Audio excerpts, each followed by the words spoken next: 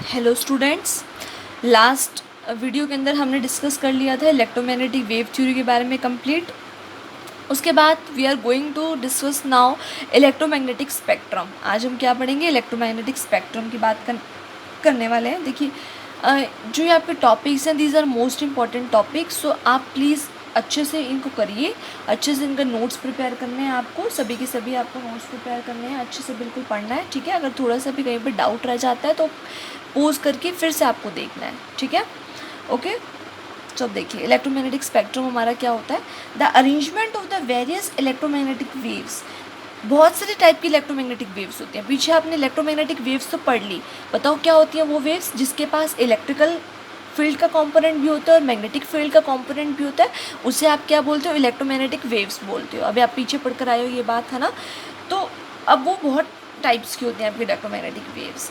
अब उनका अरेंजमेंट कैसे करना, उनका इंक्रीजिंग ऑर्डर ऑफ वेवलेंथ में और डिक्रीजिंग ऑर्डर ऑफ फ्रीक्वेंसी में कैसे अरेंजमेंट करना है उनका, आपने इंक्रीजिंग ऑर्डर ऑफ वेवलेंथ के अंदर और डिक्रीजिंग ऑर्डर ऑफ फ्रीक्वेंसी के अंदर। तो उन्हें आप क्या बोलते हैं, इलेक्ट्रोमैग्नेटिक स्पेक्ट्रम बोलते हैं। अब बहुत सारी इलेक्ट्रोमैग्नेटिक वेव्स कौन सी हैं, cosmic rays, gamma rays, X rays, UV rays, visible, IR, ठीक है, माइक्रोवेव्स, रेडियो वेव्स, ये आपकी सारी क्या है, इलेक्ट्रोमैग्नेटिक वेव्स के टाइप हैं। तो इनका अरेंजमेंट होना in the increasing order of the wavelength और डिक्रीजिंग ऑर्डर ऑफ फ्रीक्वेंसी, ठीक है। अब देखो, जैसे यहाँ मैंने आपको शो कर रखा है, ये देखो, ये gamma rays, X rays, UV, visible, IR, micro, radio. यहाँ पर आपको क्या है, इंक्रीजिंग ऑर्डर ऑफ वेवलेंथ। अगर आप यहाँ से यहाँ जा रहे हैं, लेफ्ट टू राइट जा रहे हैं, तो that is your increasing order of wavelength. और अगर आप राइट टू लेफ्ट जा रहे हैं तो मतलब डिक्रीजिंग ऑर्डर ऑफ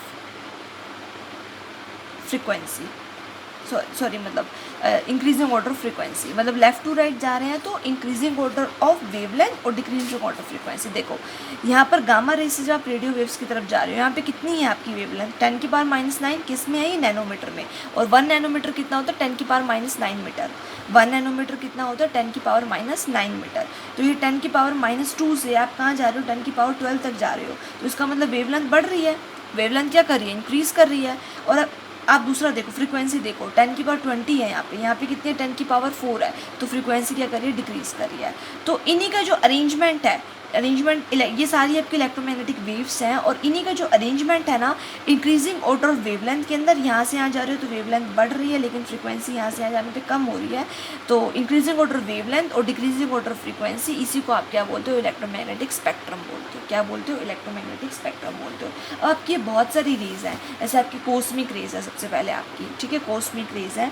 ये आपकी क्या होती है, हाई एनर्जी के पार्टिकल्स होते हैं। कॉस्मिक रेज क्या होती है, आपकी हाई एनर्जी के पार्टिकल्स या रेज होती हैं, that move through the space, जो स्पेस से मूव करती है at nearly the speed of light, at nearly the speed of light. ये आपकी हाई एनर्जी की, फिर से मैं बता रही हूँ, कॉस्मिक रेज आपकी क्या होती है, हाई एनर्जी की रेज होती हैं। ये क्या करती हैं, आपकी स्पेस से मूव करती हैं, and at which speed, nearly the speed of light, and they originate from where, they originate from the sun and from the distant galaxies, they originate from the sun and the distant galaxies, ठीक है। दूसरी आपकी से gamma rays है। Gamma rays कहाँ use होते हैं, these are use in the medicines. आपको कुछ एग्जाम्पल मैं दे रही हूँ कि कौन से टाइप की वेव्स कहाँ यूज़ होने वाली हैं आपकी।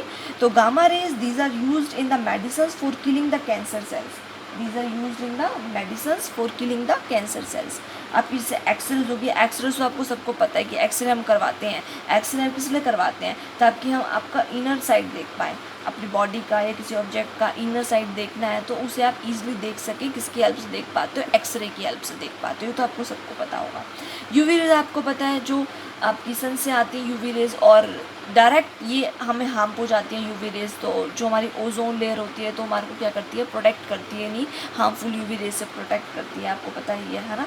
तो ये अगर ये डायरेक्ट पड़ जाए तो क्या करती है, स्किन कैंसर कोज कर देती हैं, कैटरेक्ट कोज कर देती हैं, आपको पता ही है इसके बारे में। उसके बाद आपकी से आपकी विजिबल रेंज, मतलब विबग्योर जिसके अंदर आता है, मेक्स द थिंग्स विजिबल। ये क्या करती हैं, थिंग्स को विजिबल करती हैं। मतलब आप अगर विजिबल रेंज नहीं होगी तो आप जो इतने सारे कलर देख पा रहे हो वो नहीं देख पाओगे, है ना, अगर विजिबल रेंज ही नहीं हो। तो ये आपकी विजिबल आपका रेंज है, ठीक है। और कितने रीजन में आ रहा है आपका, 3600 एंगस्ट्रोम टू 7800 एंगस्ट्रोम, या 400 to 750 नैनोमीटर। 400 to 750 nanometre. ये आपका विजिबल रीजन होता है, आपको ये बात ध्यान रखनी है।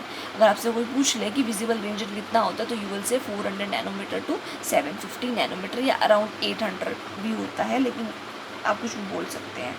उसके बाद अभी आपकी IR होगी, जैसे इंफ्रारेड रेज होगी, ये कहाँ से, ये क्या करती हैं, these rays transmit the heat from the sun. जो आपकी IR रेज है, क्या करती हैं, these rays transmit the heat from the sun, ठीक है, हीट को ट्रांसमिट करती हैं फ्रॉम द सन। उसके बाद माइक्रोवेव्स होगी, माइक्रोवेव्स कुकिंग में यूज़ होती हैं, ठीक है, कुकिंग में आपको पता ही है, माइक्रोवेव ओवन सबने सुना ही होगा, तो ये कुकिंग में यूज़ होती हैं, टेलीफोन में यूज़ होती हैं, या अदर सिग्नल्स के अंदर यूज़ होती हैं।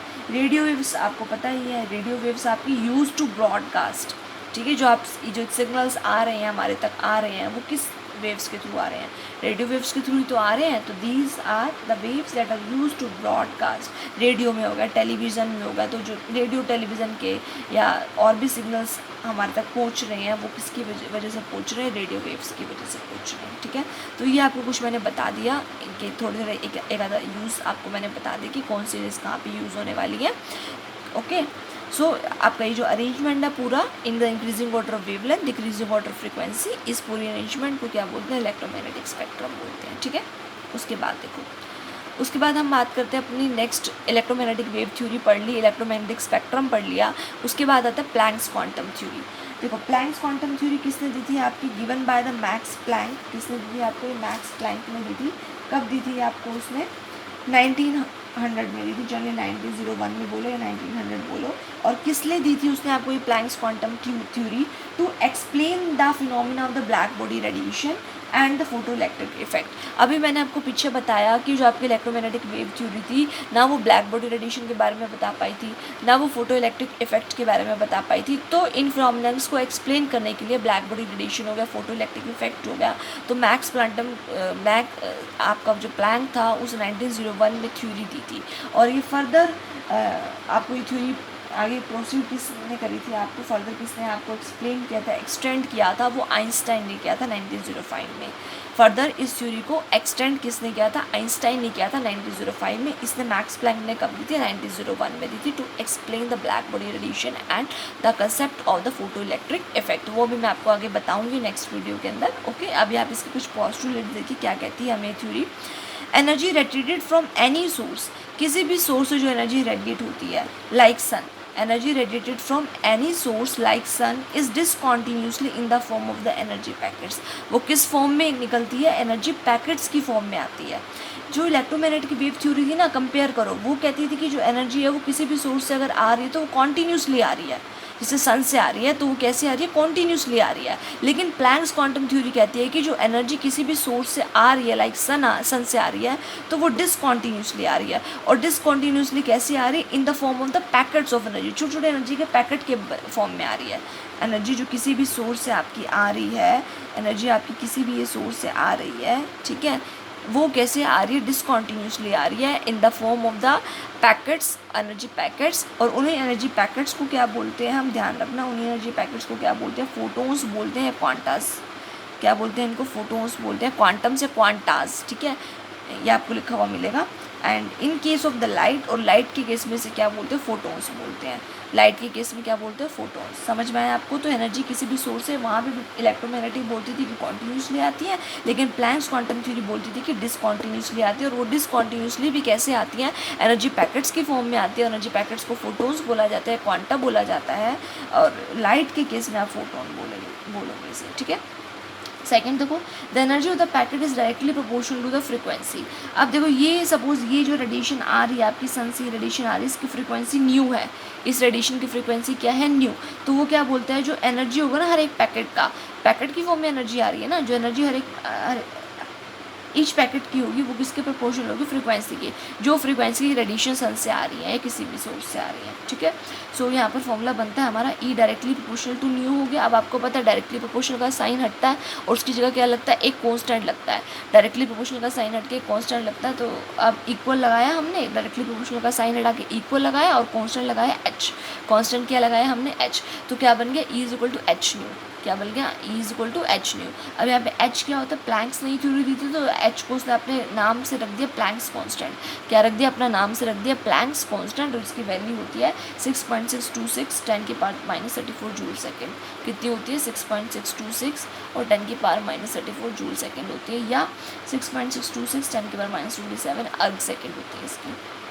उसके बाद देखो third, the amount of the energy emitted और एब्जॉर्ब्ड बाय ए बॉडी, जो एनर्जी एमिटेड होगी या एब्जॉर्ब्ड होगी एक बॉडी से, is the whole number multiple of the quantum. अब क्वांटम आपकी ये है H nu, quantum of energy आपकी कितनी है, एच न्यू। तो कह रहा है कि जो एनर्जी या एमिट हो रही है या एब्जॉर्ब्ड हो रही है किसी भी बॉडी से, तो वो इसी क्वांटम का होल नंबर होगी, इसी क्वांटम का क्या होगी, होल नंबर। क्वांटम की एनर्जी आपने देख ली है, एच न्यू है, तो किसी भी सोर्स से जो एनर्जी एमिटेड या एब्जॉर्ब्ड हो रही है, it is a whole number multiple of this quantum. मतलब आगे क्या लगा दो, एन लगा दो, मतलब एन की वैल्यू 1 है तो 1 एच न्यू, 2 है तो 2 एच न्यू, 3 है तो 3 एच न्यू, 4 है तो 4 एच न्यू। तो ये आपका होने वाला है, ठीक है। अब देखो उसके बाद, what is Einstein of energy. Einstein of energy किसको बोलते हैं, the energy associated with the Avogadro number of quanta. Avogadro मतलब मोल, मोल होता है ना आपको एवोगेड्रो। तो अगर एनर्जी एसोसिएटेड है विद द एवोगेड्रो मतलब बहुत सारे 6.022 10⁻23 नंबर ऑफ द फोटोन्स, ठीक है, एवोगेड्रो उसी को बोलते हो ना। तो अगर आपकी एनर्जी एसोसिएटेड है with the Avogadro number of the quanta of the photons, इसे क्या बोलते हैं, आइंस्टाइन ऑफ एनर्जी ये बोलते हैं। क्या बोलते हैं, आइंस्टाइन ऑफ एनर्जी। और आगे आपने यहाँ पे जहाँ क्या लगा रहे हो आप, एच न्यू, देखो न्यू आपका क्या होता है, सी बाय लैम्डा। न्यू आपको पता क्या होता है, सी बाय लैम्डा। तो इस इक्वेशन में न्यू की जगह क्या रख दो, सी बाय लैम्डा, और एच हो गया। और आपका एवोगेड्रो के लिए आप क्या लगाओगे, एन नोट लगा दोगे। एन नोट आपका हो गया एवोगेड्रो नंबर। एन नोट यहाँ पे आपका क्या हो गया, एवोगेड्रो नंबर हो गया। क्लियर आपको इतनी बात। तो ये कुछ पोस्टुलेट्स थे या थ्योरी थी किसकी, प्लैंक्स क्वांटम की थ्योरी थी, ये हमने बात करी है आज। क्लियर आपको इतनी बात, ओके। तो उसके बाद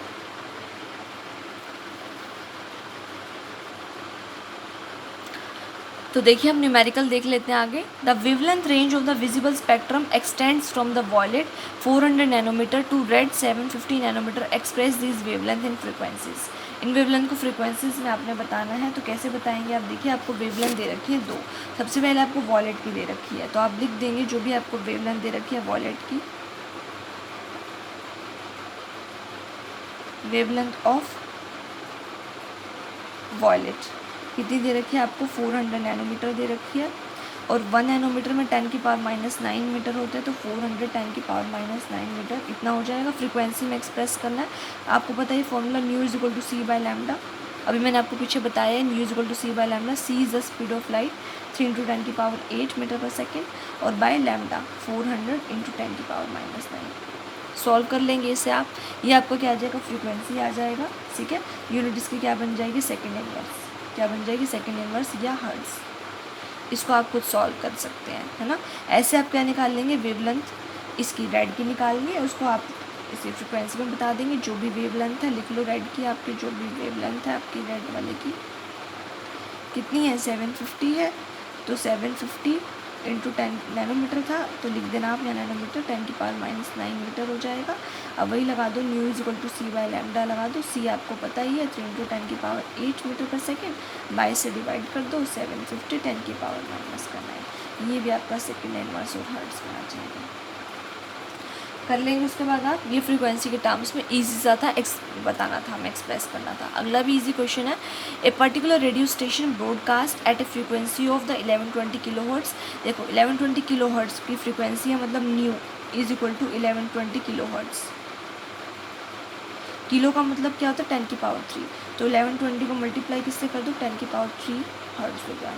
another radio station broadcast at a frequency of the 98.7 megahertz. ये आपकी न्यू वन होगी। एक आप न्यू तो आपको गिवन है 98.7 मेगाहर्ट्ज़। मेगाहर्ट्ज़ का मतलब आपको पता है 10⁻6, तो 98.7 10⁻6 हर्ट्ज़। दो फ्रीक्वेंसी होगी, वेवलेंथ बतानी है। कैसे बताओगे, इसके लिए भी लगा दो nu is equal to C by lambda, और इधर से इसके लिए भी लगा दो nu is equal to C by lambda. Nu आपको इसका गिवन है, यहाँ रखो, इसका भी न्यू गिवन है, यहाँ रखो।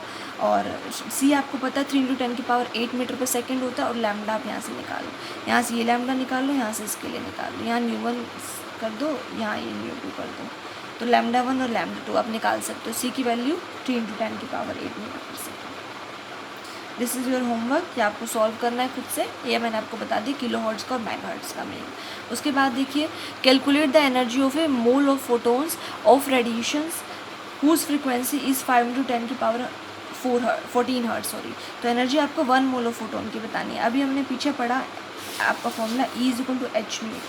क्वांटम थ्योरी, हमें जो प्लैंक्स क्वांटम थ्योरी ने हमारे को बोला कि energy is directly relation to the frequency, और E हमारा यहाँ पर क्या हो जाता है, h में हो जाता है।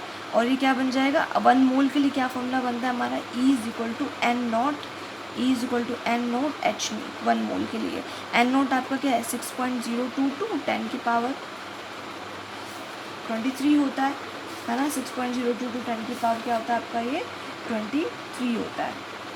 ओके, सो मल्टीप्लाई कर दो इससे, और उसके बाद देखो क्या करोगे, h की वैल्यू आपको मैंने बताई थी 6.626 10⁻⁻34 जूल सेकेंड, ये मैंने आपको बताई थी, है ना। और इनटू फ्रीक्वेंसी कितनी है, 5×10⁻14 हर्ट्ज़।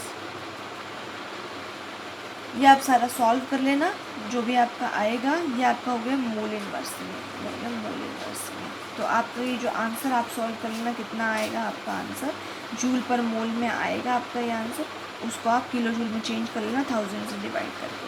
बस आपको देखो, अगर वो 1 मोल ना बोल दो तो सिर्फ यही बात करनी थी E=h/μ की, लेकिन उसने 1 मोल की बात कर दी तो E=n0 h/μ हमें लगाना पड़ा फॉर 1 मोल ऑफ फोटोन। इसके लिए 6.02 10 और 23 मोल इनवर्स, h की प्लैंक्स कांस्टेंट होता है, इसकी वैल्यू ये होती है 6.626 10⁻⁻34 जूल सेकेंड। और ये आपको दे रखा था फ्रीक्वेंसी। हर्ट्ज़ का मतलब दूसरा क्या होता है, सेकेंड इनवर्स। तो आपकी यूनिट यहाँ से बचेगी जूल पर मोल। इसको आप सॉल्व कर लेना, कितना आएगा ये आपका, और किलो जूल में कन्वर्ट करने के लिए इसको 1000 से डिवाइड कर देना, ठीक है। You can easily solve. उसके बाद देखिए next question, A 100-watt bulb emits the monochromatic light of wavelength 400 nanometer. Calculate the number of the photons emitted per second by the bulb. सबसे पहले एक फोटोन की एनर्जी निकाल लो। आपको 100 वोट दे रखा है, मतलब ये पावर दे रखी है, कितनी दे रखी है, 100 वोट, ठीक है। मतलब वोट, एक वोट क्या होता है, वोट मतलब क्या होता है, जूल पर सेकेंड। वोट मतलब क्या होता है, जूल पर सेकेंड। उसके बाद देखो एनर्जी ऑफ द 1 फोटोन,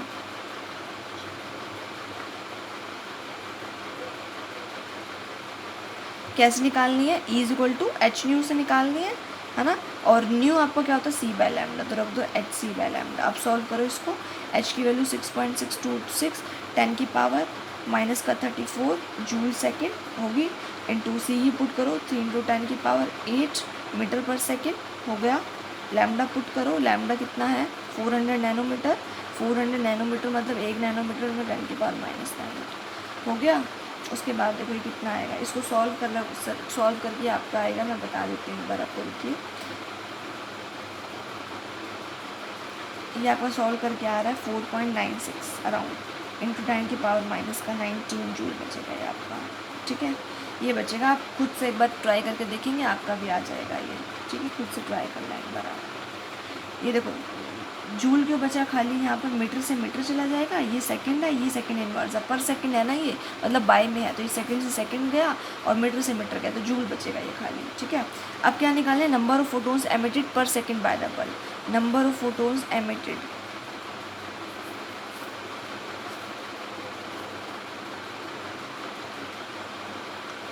कैसे करना है, जितनी भी पावर है बल्ब की उसको डिवाइड कर दो एनर्जी ऑफ 1 फोटोन से।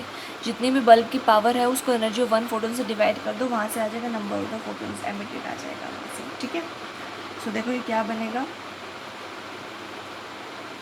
ये बनेगा आपका 100 जूल पर सेकेंड बाय, इसको इससे डिवाइड करो 4.96 इंटू 10⁻⁻19 जूल। जूल से जूल चला जाएगा ना, जूल से जूल, ओके। फिर आपका डिवाइड करके जो आएगा वो आएगा, एक सेकेंड, ये आपका आएगा 2.0 इंटू 10⁻20 सेकेंड इनवर्स। ये आगे देखो सेकेंड इनवर्स कम, उसने बोला था ना पर सेकंड निकालो, तो आपका सेकंड तो बच ही रहा है, पर सेकंड बच गया ना आपका। तो आपको बस कुछ नहीं करना, सबसे पहले एनर्जी 1 फोटोन निकालने, सिंपल सा फॉर्मूला h/μ hc/λ हो जाएगा। यहाँ से एनर्जी आ जाएगी जूल में। नंबर ऑफ फोटोन्स एमिटेड कैसे करना है, जो बल्ब की पावर है 1 वोल्ट का मतलब बता दिया मैंने आपको, जूल पर सेकेंड होता है। तो जितनी एनर्जी ऑफ 1 फोटोन है उससे डिवाइड कर दोगे तो वहाँ से आ जाएगा नंबर ऑफ फोटोन्स एमिटेड। तो ये आपका आंसर होगा, ठीक है। सो आपको प्रैक्टिस करने हैं और क्वेश्चन इसी के बेसिस के ऊपर, ताकि हम ब्लैक बॉडी रेडिएशन और फोटोइलेक्ट्रिक इफेक्ट इसके नेक्स्ट वाली वीडियो में डिस्कस करने वाले हैं। अगर आपको वीडियो अच्छी लगी हो तो please like it, and if you did not subscribe the channel yet, अगर आपने अभी तक चैनल को सब्सक्राइब नहीं किया सो प्लीज़ सब्सक्राइब कर दीजिए, ताकि आपको अपने आप ही नोटिफिकेशन मिल जाए when ever a new videos uploaded. जब भी कोई नई वीडियो अपलोड हो तो आपको खुद से नोटिफिकेशन मिल जाए, ठीक है। And share also. Okay, thank you. We will discuss next topic in the next video. Okay.